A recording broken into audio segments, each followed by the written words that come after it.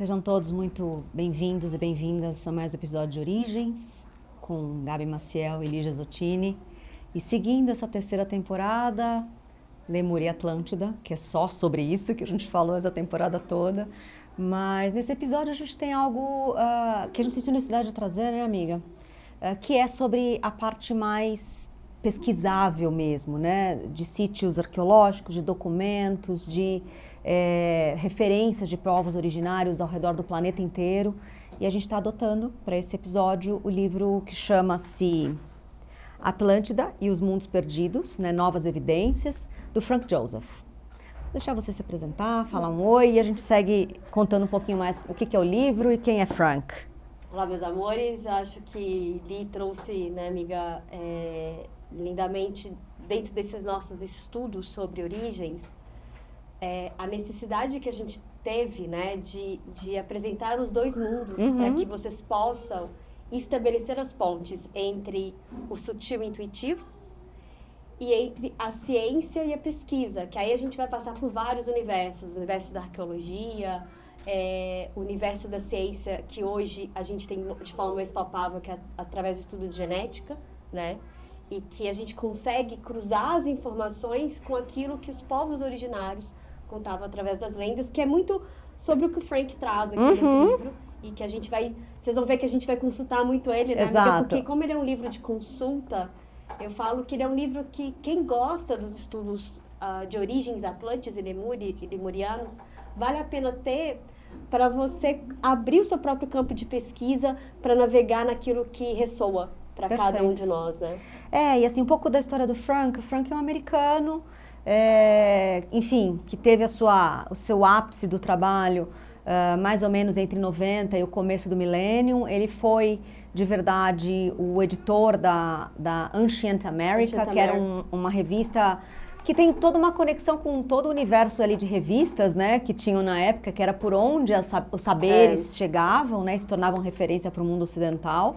E ele tem mesmo essa característica de ser, até porque ele tinha, né, ele era editor de uma revista que precisava trazer as referências, ele vai muito em três linhas, né, sempre no mesmo fio, que ele buscava nesses temas quem eram os heróis diluvianos, né, ou antediluvianos, aqueles que vieram antes, sobreviveram aos dilúvios e saíram do outro lado e permearam as mais diversas situações na Terra.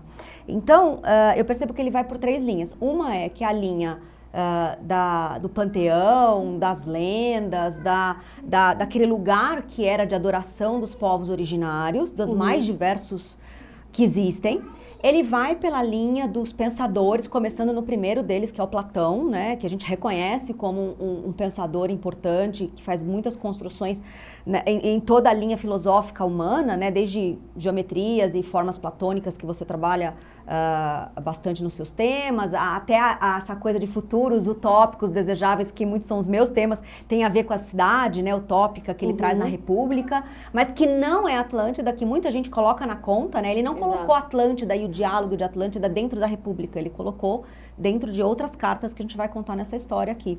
E eu acho que tem essa terceira via, que é os restos, né? Que ele vai muito atrás de quem mergulha buscando Atlântida, de quem encontra referências em sítios arqueológicos falando de Atlântida. Então são essas três linhas que ele coloca aqui nesse trabalho. Sempre buscando quem eram esses heróis diluvianos e que paraíso é esse perdido, né? Exato. Paraísos. Exato. Que a gente fala, né?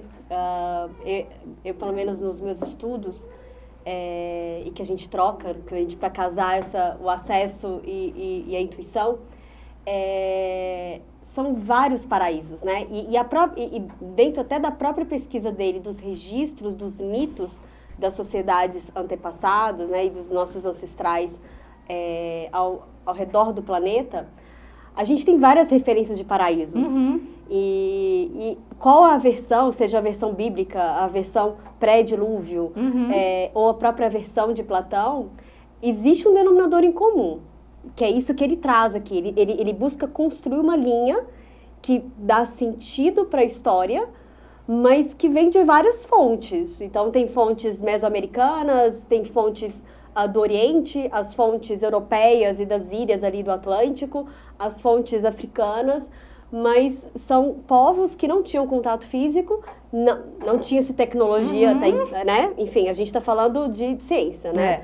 Nós estamos falando de outras formas de arqueologia terrena nessa linha. E que eu ainda acredito, amiga, só dando já um gancho para cenários de futuros, né? Como você gosta muito também de trazer, que eu acredito que a própria tecnologia da inteligência artificial, eu acredito que até mesmo em cima do que hoje a gente consegue mapear de terra, a gente vai conseguir cruzar essas informações num dado momento, que é a hora que eu acredito que a ciência e a espiritualidade elas vão conseguir parear entre o campo do que já foi feito pelo Frank, todo o universo da arqueologia e da ciência genética, com os achados que o futuro vai conseguir nos trazer a nível de tecnologia mesmo, de fazer o escaneamento de todo o planeta, sabe? Não, porque o livro é sobre isso, gente. Você acha que todos os episódios até agora foram sobre livros de inspiração, de intuição, de canalização, de mundo espiritual, de mundo metafísico, de quinta dimensão.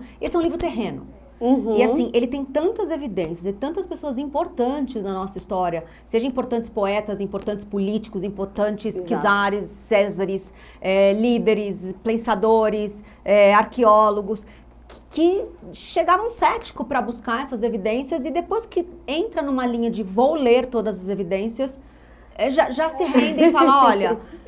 tem até uma das frases que fala assim, é mais ou menos como tentar falar, teve um crime sem colocar as provas, ou a pessoa que sofreu o crime, mas tá todas as evidências ao redor, entendeu?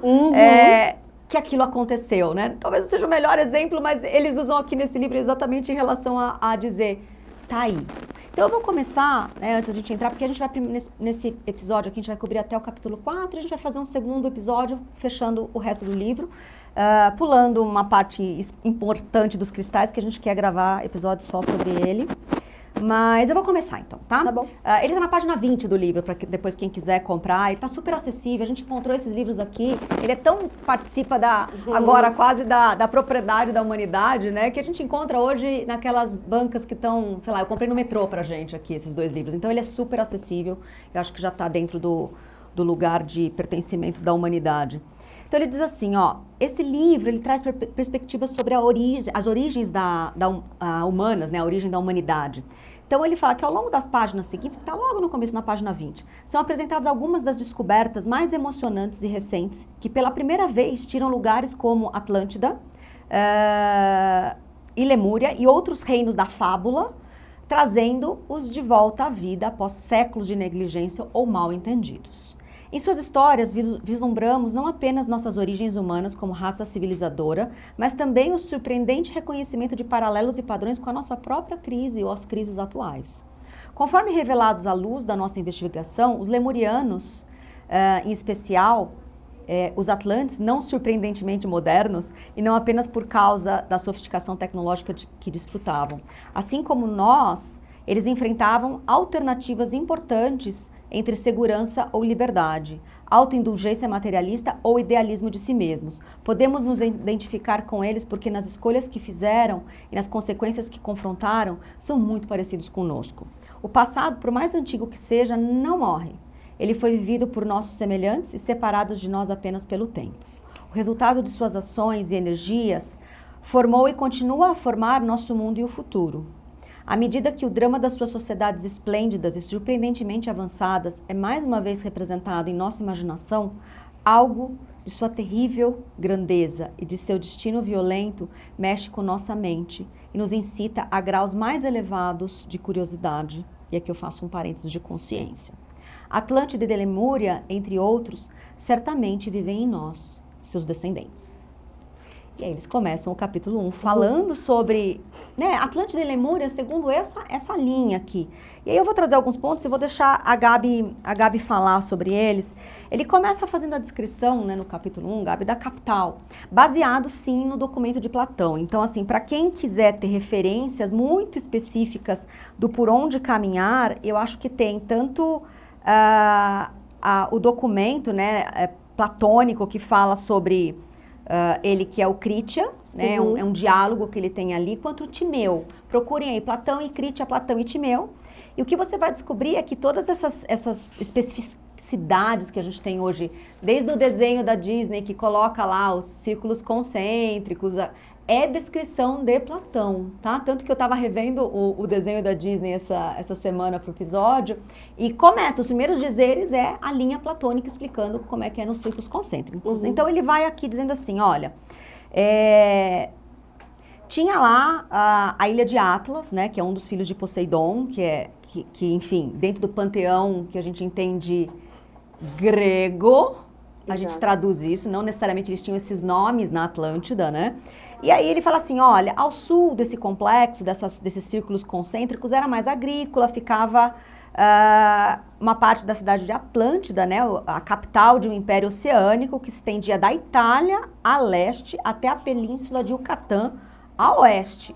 Então, se a gente pegasse o mapa aqui, fazia todo esse lugar do Estreito de Gibraltar ali, né, e ia falar com o continente americano, né, através desse lugar ali no meio das Américas, né? Tem toda uma linha que acha que é Bahamas, enfim, tem essa conversa entre Gibraltar, que é o que Platão fala, Açores, do lado de cá, e do lado de lá na parte média, na parte da América Central ali. Aí ele segue dizendo que nessa obra de Crítias, Platão define a Atlântida com clareza. Ele, pelo menos, né, no que eles entendem como a era heróica, né, que é mais ou menos 13 séculos antes de Cristo. E aqui depois a gente vai acabar os episódios desse livro dizendo que tem um grande problema com a datação, né? Mas vamos assumir que sejam 10 mil anos. 10 mil anos são 100 séculos. É muita coisa. Aqui eles falam sobre 13, então é mais ou menos quando é o final da queda. Então o que a gente fez até agora, de trazer telos e etc e tal, era muito mais o início dessas civilizações de forma muito ouro, na era de ouro, era esplêndida, era de pungência. E esse livro aqui traz o finalzinho dela, né? Os 10 mil anos que a gente fala na nossa linha do tempo já caindo por aqui, né? A gente pega a era dos extremos, né, amiga? Exatamente. Então, assim... E aí ele segue dizendo que tinha toda uma muralha impressionante, né, protegendo a cidade, que eles já tinham o cobre com muita alta qualidade, que eles falam sobre o oricalco, né, que é esse cobre de alta qualidade, e muitos minerais semi-preciosos que reluziam à luz do sol. E aí os dizeres de Platão fonte natural de prazer, todo o círculo de muralhas que contornava a área externa era coberta com uma camada de latão, né, que é esse material que eles dizem, e o circuito da próxima parede era revestido com estanho, e a terceira, que circundava a cidadela, brilhava como a luz vermelha do oricalco. Então eu começo a imaginar, porque a Atlântida sempre foi muito parecido com para mim, o Avatar, muito, né, esse azul, essa coisa turquesa, mas devia ter um cobre potente ali, né, que era menos sutil do que a gente imagina. Até porque, amiga, até fazendo um parênteses de alguns pontos que ele toca no livro, dentro dos estudos dele, né, até porque o Frank, ele coloca, não só ele, mas quando ele vai acessando esses universos dos estudos com outros estudiosos e outros cientistas, em cima dos registros do que a ciência entende como possível existência de uma supercivilização, digamos assim, eles marcam o final da Era do Bronze.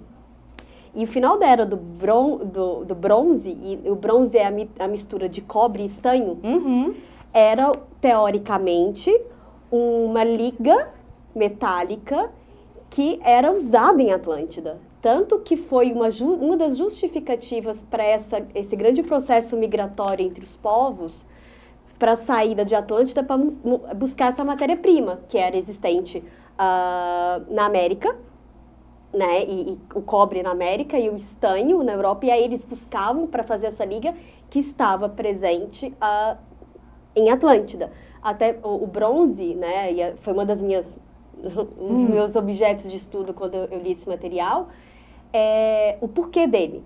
Então, ele conduz energia de uma maneira eficiente, condução elétrica, e com menos perda de calor. Enfim, não sou uma expert aqui, mas eu acredito que dentro dos estudos alquímicos ali de Atlântida, existia um propósito pelo qual eles buscavam essa tecnologia para empregar ali no processo de transmissão das informações que eles usavam em Atlântida. E que eu não acredito que é uma mera coincidência, que no final, dentro do processo planetário, que a gente marca o fim de eras, o fim da era de bronze é o fim da era de Atlântida. Não é, eu não vejo como uma coincidência. E eu também não acho que era só feito pratos Exato, e não, sei lá, não. Existe algo uma que tecnologia. seja de defesa. Eu acho que tem algo... Tanto que algumas linhas, né, Provida, algumas escolas aí iniciáticas têm as pirâmides de cobre que você entra embaixo, faz os orgonites, como uma tecnologia de harmonização energética. Então, eu acredito que eles usavam essa tecnologia, sim, para fins de expansão de consciência, ativação, comunicação intergaláctica. Então, assim, que coisas que eu acredito que a nossa geração daqui para frente vai começar a acessar, porque a gente está tendo acesso a novas tecnologias, né? Sem dúvida. E aí ele faz outra citação de um outro pensador bastante reconhecido na nossa humanidade, que é Homero, na Odisseia. Eles falam, é uma outra descrição da ilha de Atlântida, eles dizem que no meio desse círculo concêntrico, né, que eram ilhas, ficava o palácio, que tinha no centro um grande pomar cheio de árvores com maçãs. Olha lá a maçã do paraíso.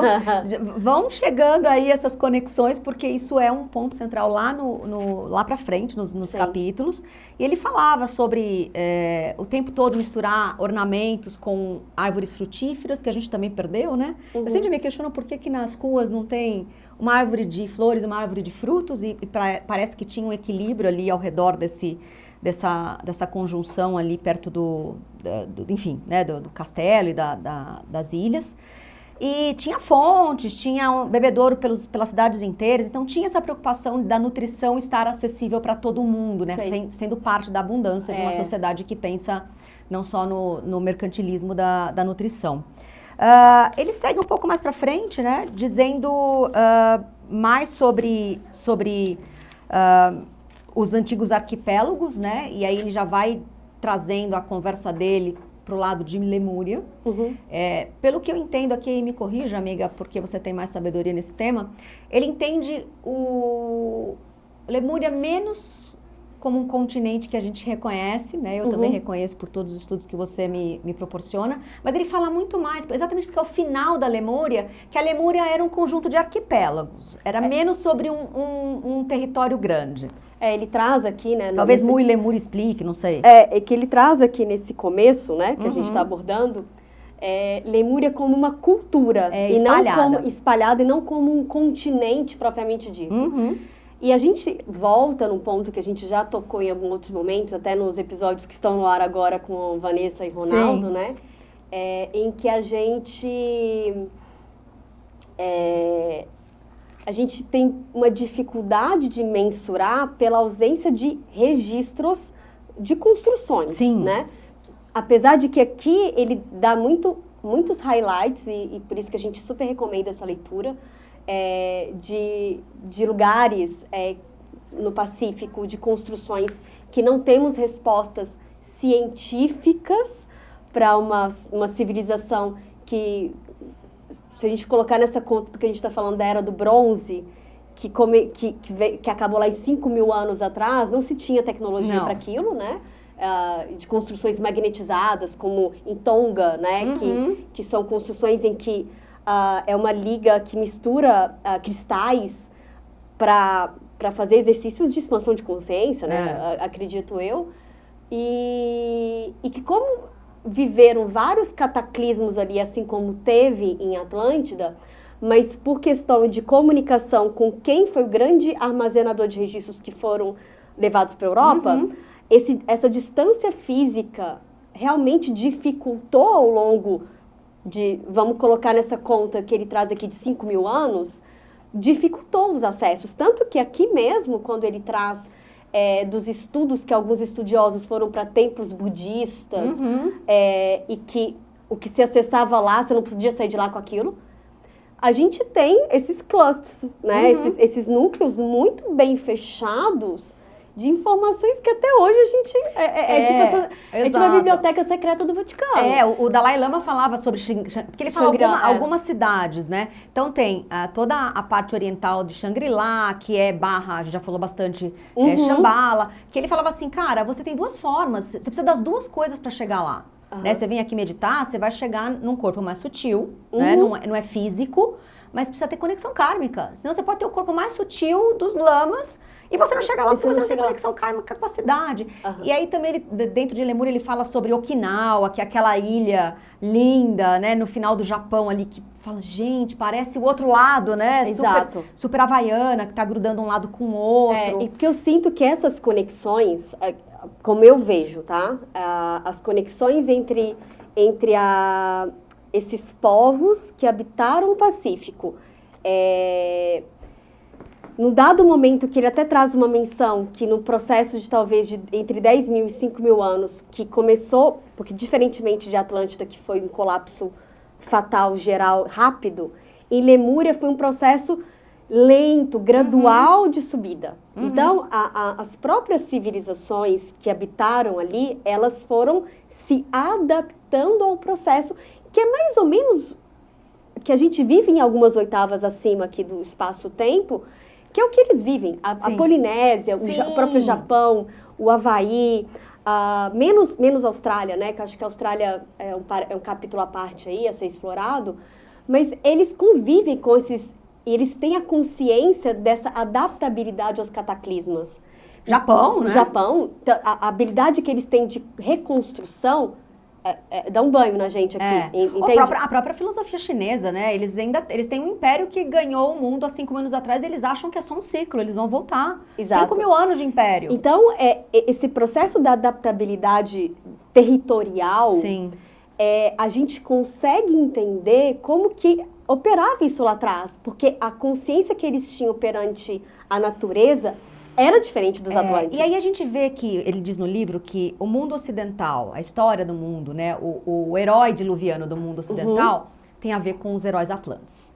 Exato. E o mundo e os heróis diluvianos do mundo oriental têm a ver com os lemurianos. Exato. E é por isso que quando a gente viaja ou entra em contato com essas civilizações orientais, a gente percebe que eles pertencem a outro mundo, a outro planeta, parece. A linguagem, a forma de relação com a vida, o respeito comunitário e societário. E esse lugar todo, né, que tem uma dança bonita, é diferente de como a gente entende aqui no Ocidente. A própria conexão espiritual, né? Os caminhos, né? E o que eu sinto, acho que para mim um dos grandes insights de ler obras como essa daqui é a gente acessar e ter a referência externa, mas é um reencontro interno de como a nossa alma percorreu esse caminho. Sim. Como que a nossa alma percorre esse caminho de conexão? Porque Lemúria, pelo menos acho que para nós, né, amiga, ela vem de uma conexão do sutil, da consciência, em que a gente buscou os caminhos para poder chegar na matéria. O caminho de Atlântida é o contrário. É na busca da compreensão da matéria para poder chegar no sutil. Então, e aí um parênteses que a gente vai falar, acho que no segundo episódio, é o movimento da suástica, que é um símbolo bem... quando se fala em suástica, eu falo acho que o primeiro instinto é... A gente lembra de um cenário muito específico, né? A suástica lemuriana, que a gente acha que a suástica da história foi pejorada pelos nazistas. Exato. Era hindu, e na verdade não é hindu, é lemuriana. A gente aprendeu nesse livro, eu pelo menos aprendi nesse livro. Que é o movimento, que está nas inscrições búdicas ao redor do Oriente inteiro. E que foram encontradas na costa oeste americana inteira, de ponta a ponta. Tem até em petroglifos. Então, assim, mas qual o intuito? É esse movimento de peregrinação e que aí você pode... É um universo, gente. Eu, pelo menos, quando eu acesso esse tipo de informação, eu venho para dentro. Qual que é o movimento de peregrinação da minha alma, acessando esses conhecimentos e o que eu ligo no meu DNA, o que eu conecto na minha conexão antepassado / aí a gente expande ancestral para fazer esse caminho das origens, que é o caminho que a gente vai e volta. E essa eu acredito que é a grande mágica de acessar esses materiais. Qual que é a aplicabilidade de acessar um material desse? É essa jornada interna. Não, super. O que faz sentido para cada um dentro desses estudos? Senão fica só mais um estudo. Exato, assim como você olha para a humanidade sem entender o que está por trás desses grandes líderes, todas as guerras, a gente tocou agora, né, da última, não foi só Hitler. Não. Napoleão, não foi só Napoleão. Os romanos, não foi só os romanos. Não. A Igreja Católica durante a Idade Média. Todas as guerras que tinham a ver com as dores do corpo humano, né, porque quem estava na ponta não estava sabendo direito porque guerreava, né? Estava muito no comando e no controle, mas quem estava no ápice da cabeça, se você for ver as linhas mais metafísicas do que Hitler fez, desde as mulheres com cabelos compridos, que era a sociedade vril, que conectava com o sutil e fazia visão remota, até todas as relíquias que ele foi buscando, né? Sim. É que a gente assiste o Indiana Jones e acha que tudo é ficção. Vai buscar a história, gente, vai buscar o que estava por trás desses grandes nomes ao redor do mundo, porque eles saqueavam as coisas. Aí eu saquei um obelisco daquele tamanho só porque eu quero deixar o Louvre mais bonito, ou eu quero fazer um Louvre na vida que nem existe, ou a França. Não é sobre isso. É sobre poder, é sobre artefatos de poder. Que quando você vai voltando, é artefatos ou atlantes ou lemurianos, e não entendeu? precisa nem ir tão longe. A gente não precisa nem ir há 60 anos atrás, com Segunda Guerra ou Primeira Guerra. Vamos pro ontem. Tudo que está acontecendo no Oriente Médio, Irã, Iraque, Israel, Egito, Exato. todo aquele caldeirão ali, a gente sabe muito bem que não é sobre terra, não é sobre petróleo. A gente está falando, mais uma vez, assim como foi feito em todo o Oriente, assim como foi feito na América inteira há 500 anos atrás, a gente sabe que existe algo que está além de tudo isso. Para cada um, esse além vai vir de um lugar. E a gente não está aqui para dizer para você o que é. Mas existe algo. Então, assim, se questione para você o que ressoa de tudo isso. E sai um pouco da linguagem do que querem colocar para a gente em caixas da mídia, né? Que não é sobre uma guerra religiosa entre palestinos e judeus, sabe? Trazendo para o contexto daquele território, assim como no Egito, muçulmanos e os povos... Não é sobre isso. Não é sobre isso, né? Eu tivesse que dividir a história da humanidade para a gente ir a fundo, porque tem depois menores histórias e agrupamentos, ou lendas, etc e tal.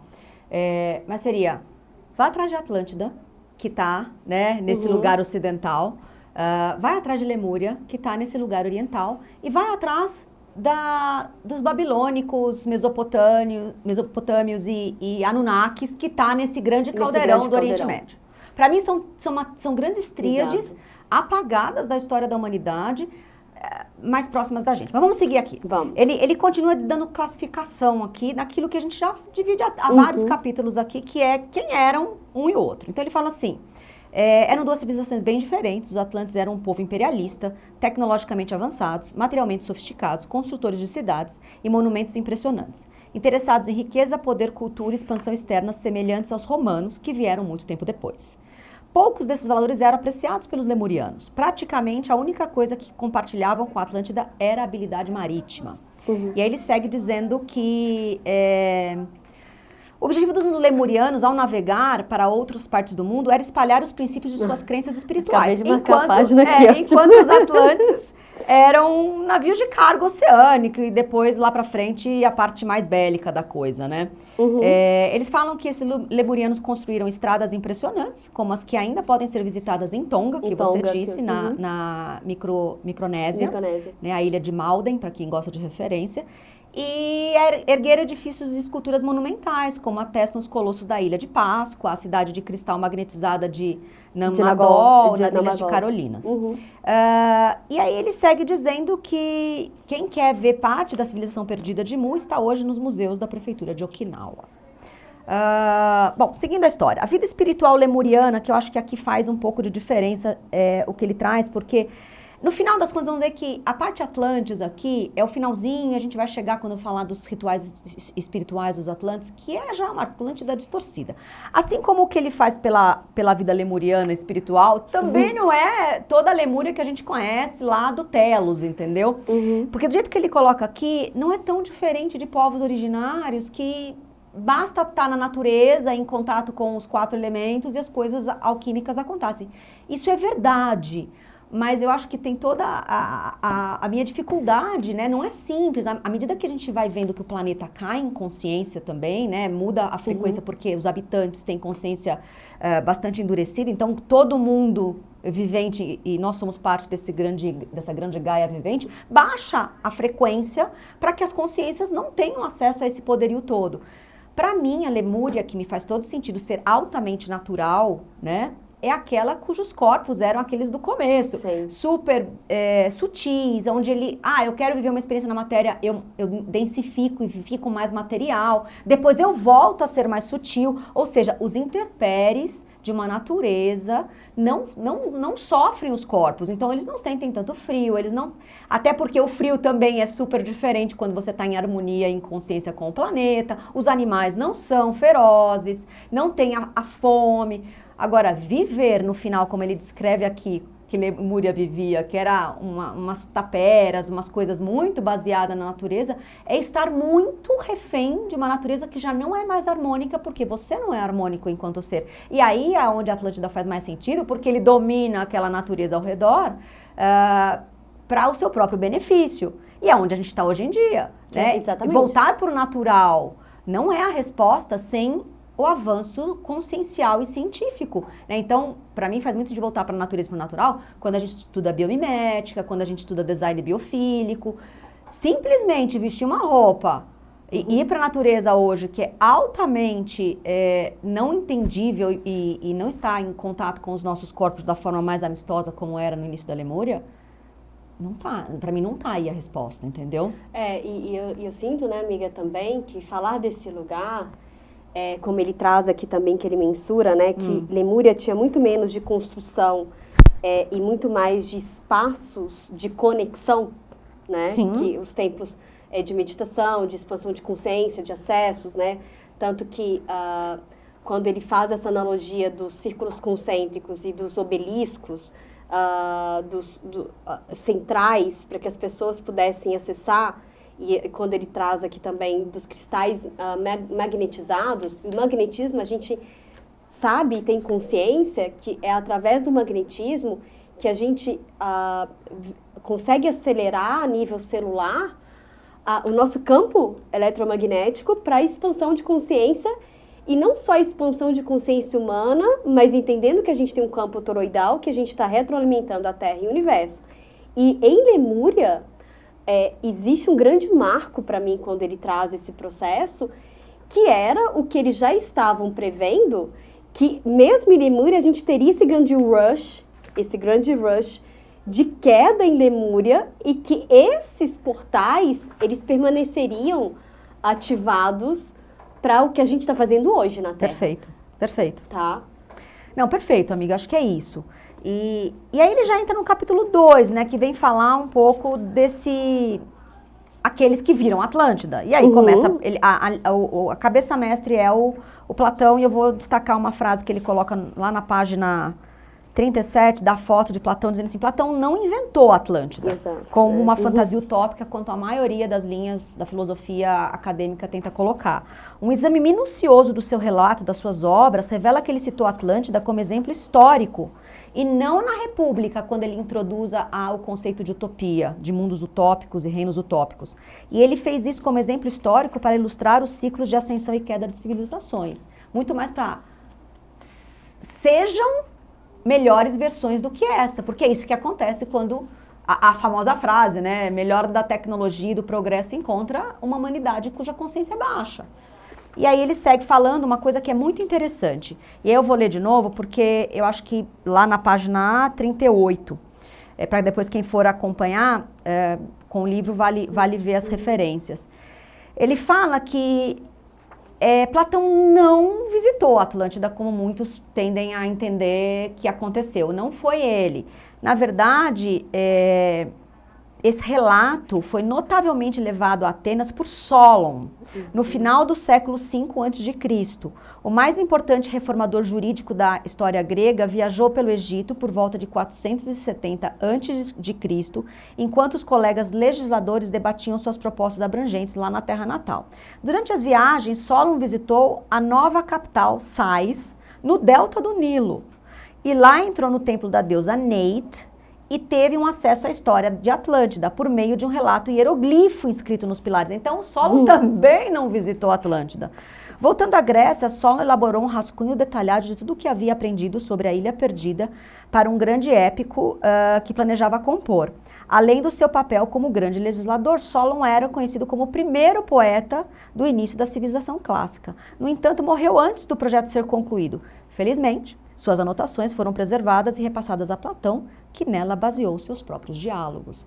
Então, na verdade, a chave para hoje nós termos a história de Atlântida está nessa capital chamada Sais, no delta do Nilo, lá no templo da deusa Neith, que não é tão visitado quando a gente vai ao Egito. Minha próxima andança ao Egito, eu vou querer muito poder chegar lá, porque parece que ainda está lá esses hieroglifos que contam a história da Atlântida.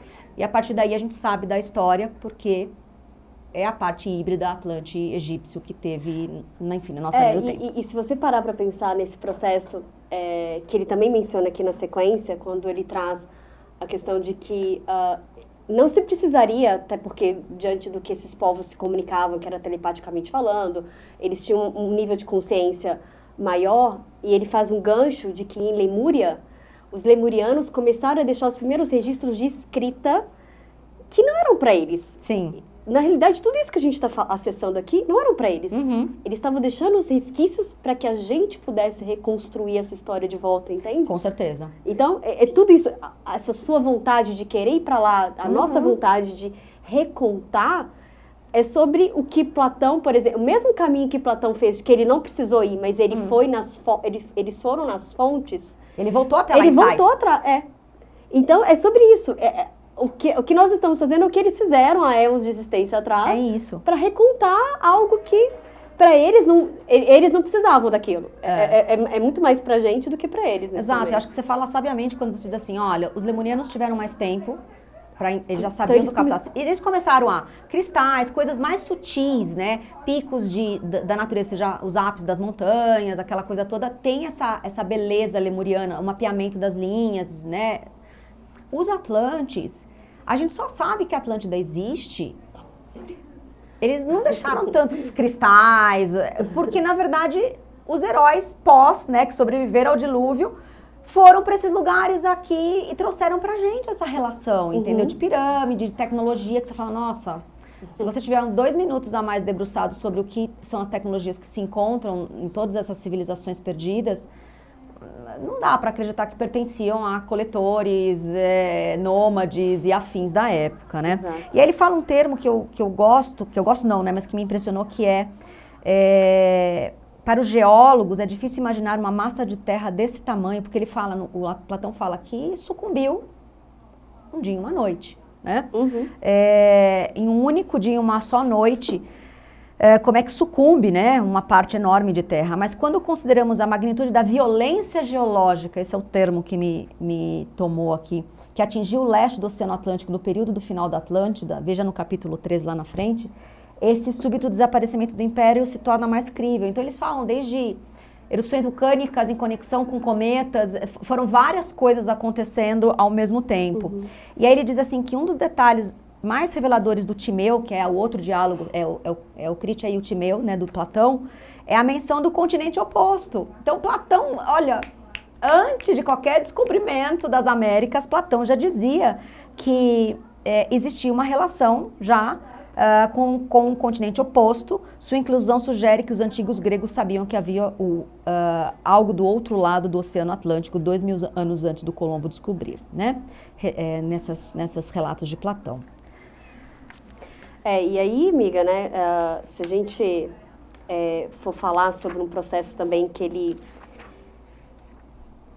faz das correlações, né, com os lemurianos, né, a gente não pode deixar de mencionar o que ele traz sobre as eras cósmicas de Steiner, né, que ele faz um gancho, e para quem estiver aí na página 47, quando ele fala memória cósmica para a história da Terra e do Homem, que é um povo que não precisava falar e comunicava telepaticamente através em imagens, só para fazer o gancho da minha fala, de que tudo que foram deixados de registros, que talvez respondam o que a gente se questiona, né? o porquê que os egípcios deixaram hieroglifos, por que aqui na América, na Mesoamérica, existem os petroglifos, por que lá no Oriente a gente tem todos esses símbolos que foram registrados nos 4 cantos do mundo. Para mim, quando Steiner traz essa questão, ele remonta ao mito germânico, né? Uhum. Para mim, isso era muito uma visão futurística deles, de que num futuro eles estavam deixando códigos que nós iríamos traduzir, tipo, 5 mil anos, 6 mil anos depois, para remontar essa história que o Frank Joseph lidera, né, essa grande reconstrução da linha do tempo. Não, e o que você tá me trazendo, assim, a intuição que me vem nesse exato momento é que já que eles sabiam da queda da consciência, todos os nossos steps de descobertas dessas civilizações começam dos lendários, dos panteões, de povos que, né, originários, que foi o que sobrou, na verdade, foram povos sobreviventes, as almas sobreviventes, que eles conseguiam trazer num processo de adoração ainda mais inicial, ancestral, mais primitivo do ponto de vista consciencial. E aí foi crescendo, né, as descobertas à medida que a gente foi chegando. Hoje a gente consegue entender, mas cada passo, porque aí ele fala, olha, como é que foi o mapa de descobrir Atlântida? A gente está acessando Lemúria faz muito pouco tempo, gente. A Atlântida foi antes, mas assim, esse antes ainda ficou muito perdido, porque ele fala assim, depois dos diálogos de Platão, né, se os diálogos de Platão não tivessem sobrevivido ao colapso da civilização clássica, e principalmente sobrevivido às eras médias e de trevas, né, que a gente já falou em alguns episódios, o quanto que esses 1.500 anos de história foi para apagar mesmo tudo isso, potencialmente, a Atlântida seria somente conhecida através de mitos de vários povos originários afetados por ela. Né? Ia botar na conta é uma religião ancestral primitiva. E aí, ou mesmo, aí o que aconteceu? Veio o polímata alemão, né, o que eles chamam de Kircher, em 1602 a 1680, era um padre jesuíta, um pioneiro matemático, por isso que ele era um polímata, ele era gênio e genial em mais de uma área. Então ele era matemático, físico, químico, linguista e arqueólogo. O primeiro a estudar a fosforescência e inventou, entre inúmeras inovações futurísticas, do projetor de slides ao protótipo do microscópio, né? Ele é fundador da egiptologia científica, foi a primeira investigação séria de hieroglifos escritos em templos. Gente, entre o que Platão fez, toda aquela dormência, foram 2.100 anos, que ninguém nem lembrava da palavra, né? E aí ele começa, quando você traz o Steiner, ele fala que o Kirchner foi o primeiro a fazer um mapa que está lá na biblioteca, porque ele tinha total acesso à Biblioteca do Vaticano. E ele fez o mapa, e aí ele trouxe várias conexões. Depois teve suecos falando de Atlântida, depois teve, enfim, americanos, teve inglês. E ele fala que a própria palavra Atlântida era praticamente desconhecida, exceto entre poetas românticos e antiquários eruditos, até o final do século XIX. Então, por mais que ele tenha feito isso lá em 1600, né, ainda levou quase 300 anos para alguém falar, isso é Atlântida, entendeu? E aí desemboca no que você falou de Steiner e continua por sucessores americanos que foram pensadores. Tem até o neto, né, do Berlitz, que é o fundador da Escola de Idiomas, que falava 32 idiomas. E ele que também, quando faz a correlação, um cara que funda uma escola de idiomas, né, mundialmente conhecido. O que é isso? É o grande compilado linguístico que se mapeou o estudo de línguas do mundo inteiro e que você quer difundir. É meio que um projeto de globalização, porque você dá acesso a diversas culturas que antigamente viviam isoladas por uma dificuldade de comunicação linguística mesmo. Sim. E que ele, curiosamente, desenvolve para tornar isso acessível. Para que a gente possa remontar essa jornada. Né? Então, romper as barreiras da língua. Aonde o próprio Frank Joseph começa nos estudos a buscar denominadores comuns, palavras entre os povos originários, entre os europeus, entre os africanos, entre os orientais, palavras de fonética extremamente semelhante nos 4 cantos do mundo. que tem, ele fala que a própria palavra bronze é uma palavra Atlantis. Exato, é uma palavra Atlantis. E aí a gente, no capítulo 3, eu acho que a gente pode acabar o episódio por aqui, amiga, que a gente pode fazer um apanhado geral, que ele diz assim, certa época a Terra teve uma civilização incalculavelmente antiga que era, em muitos ângulos, superior à nossa. E muito à nossa frente em alguns aspectos essenciais que o mundo moderno está apenas começando a ter conhecimento. O que foi, tudo o que aprendemos e descobrimos já existia antes. Nossas invenções e descobertas são, na verdade, apenas reinvenções e redescobertas. E quem falou isso foi o coronel James Churchward, no livro de Era de Ouro, que tem a ver com Atlântida. E aí, ele fala desde do processo que mostra lá no Reino Perdido, que é o desenho da Disney que eu falei no começo, de 2001, a ciência antediluviana, tinha modificação genética, elevadores elétricos, aeronaves, submarinos. Isso está lá no episódio de um desenho infantil. Mas, na verdade, o que ele fala é que ele dá vários exemplos, né? Eu vou só passar os títulos, que ele fala assim, olha, desde das técnicas agrícolas dos Incas, né, que até hoje funciona, né, a parte hidráulica, a água corre, que dava abundância de comida, até o teste de gravidez realizado pelos egípcios na 18ª dinastia, a bateria de Bagdá, aviadores antigos, que eu tenho muita conexão com esses objetos voadores. Então tem tanto o pássaro de Saqqara, digita aí, pássaro de Saqqara, digita aí também, né, pássaro pré-colombiano, e vocês vão ver, tipo, pássaro-avião pré-colombiano. Eu tenho uma réplica na minha casa do Museu da Colômbia, que é um pássaro, mas que na verdade é um avião, entendeu? Até já fizeram uma réplica disso. E aí no livro Vimana, né, dos hindus, as máquinas voadoras desses deuses do panteão. Então tem uma série de tecnologias que ele vai colocando aqui, né? As veias de bronze, submarinos e pirâmides, a própria tecnologia da pirâmide como uma tecnologia taquiônica, né? Que a gente tem o próprio Ronaldo, que a gente entrevistou lá no começo da 2ª temporada, um grande expert disso. Então tem mesmo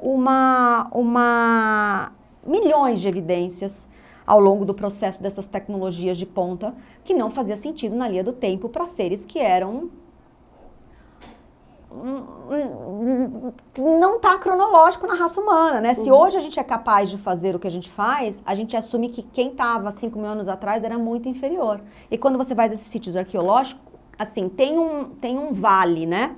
Muito para trás, mais perto dos 10.000 anos, é melhor tudo, é construção, do que o mais próximo da gente aqui no ano zero. E aí tem um vale de lágrimas e escuridão, e tem a gente agora de novo. Então, um pouco do por onde eu acredito que o coronel disse é verdade, é reinvenção e redescoberta. E eu fecho assim, só com... A gente não vai explorar muito aqui, mas fica um insight do lado de cá, né? Da geometria sagrada, plus astrologia. Dei uma lida nesse capítulo 4, que é o que ele fecha, né? Quando ele traz o que eu amo, assim, que é quando ele fala da religião de Atlântida, sobre os números sagrados, que vai trazer um pouco aí de respostas para algumas questões do número 5 e do número 6, que é encontrado, né, nos vários lugares aí do mundo, que ele traz a questão da referência do 5 como masculino, pentagrama, o início do desenvolvimento da consciência, e o 6, que é o feminino, que é o hexágono, né, que é a conexão entre céu e terra, que traz um gancho aí do princípio hermético, assim como é em cima, assim como é embaixo, e que, curiosamente, ou coincidências ou não, o 5 e o 6 são as bases de estrutura da geometria sagrada do nosso DNA. Então, quando eles trazem esses estudos e tem esses registros que eles colocam aqui e que também fazem um gancho sobre essa analogia que eles fazem das datações que Platão traz da penúltima queda de Atlântida, que é o fim da Era do Bronze, que coincidentemente, quando a gente vai trazer a astrologia, que é a Era de Touro, e aí quando a gente traz o que é o touro para eles, que é todo um simbolismo que tem do touro em Poseidon, a caça dos Atlantes, etc., o símbolo, a matemática e toda essa conexão desse sagrado para eles, quando a gente vai garimpar ali, que até os próprios egípcios fazem esse gancho, que é o que a gente vai trazer no próximo episódio, fala sobre o ancoramento dessa estrutura física para o que a gente entende hoje do que era Atlântida. Maravilhoso. para nesse gancho, porque eu acho que dá para retomar esse final do capítulo 4 no próximo episódio. Sim. Quero falar de religiosidade Atlantis também e das quedas todas. Então a gente encerra, né, amiga, trazendo a imagem da geometria que a gente vai costurar ela melhor no episódio 2 aí desse grande compilado do Frank Joseph, que são esses cristais que remontam muito para mim os círculos concêntricos, a ancestralidade Atlantis e Lemuriana. O paraíso no centro. O paraíso no centro, exato. Potência delfínica. Nossa, tem tanta coisa aí. Sim, então fiquem com a gente no próximo episódio sobre a Atlântida. Muito bom.